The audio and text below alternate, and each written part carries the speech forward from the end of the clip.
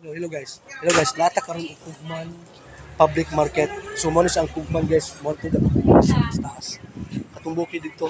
So guys, ipakita ko sa inyo guys kung unsa kabibo ang nahuman naman nato ang mga palengke sa Cagayan de Oro. So diri na pud ta sa Kugman public market. Ano guys. So medyo mingaw lang sa karon guys kay ano Lunes karon. So dili gid sa kayo gid ina nakabibo. So ang bibo diri guys Sabado or Domingo. So muna siya ang Kugman public market guys. So ang lahos dito guys, mura na to dito mo to gitawag og FS Kataniko ang lahos dito. So mosakay ka kinahanglan kani. Lahos sa FS? Yes. So mo lahos sa FS kani. FS Kataniko. So guys, naa dito ang duanan guys. Pinindot kayo guys, nagyap yung mga falls dito promote sa kay siya. So dili siya nakalawom. So sakay lang kali. Ilan dito? 20 so 20. So bikan tag tugon guys, padulong ta diri atong gipilita sa jeep is 20. Pag abot na po sa ila is 20 gihapon kasi dunun pang kato dito. So mo siya guys. Dito ta agi. So tumoy pa kay no. Tumoy pa kay nas tanan. So mulahos ta dito guys sa mga baligyanan sa ilahang mga isda guys dito.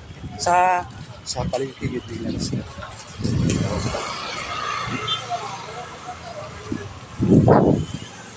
Yeah.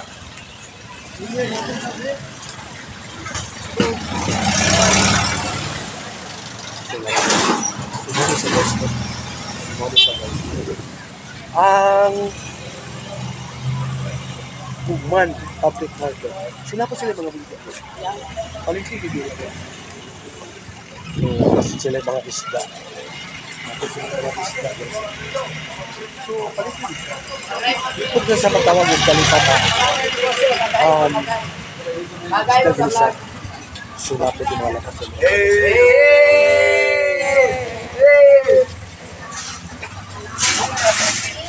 Ano na mo? Ito lang pinsin mo. Ano lang ba? So, ako na lang. Halo rin, halo. Mga gulay ka rin.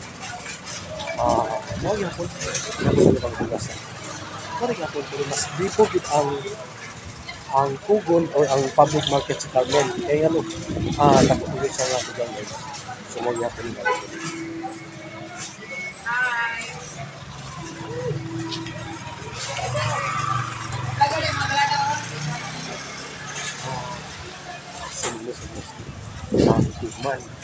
Kugman public market. Kugman public market.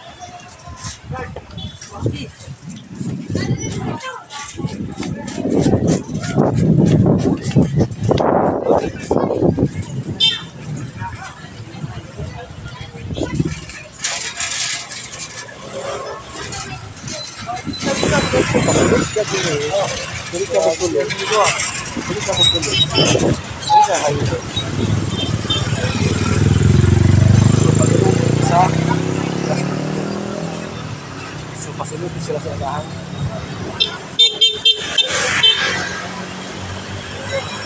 Kugman public market guys.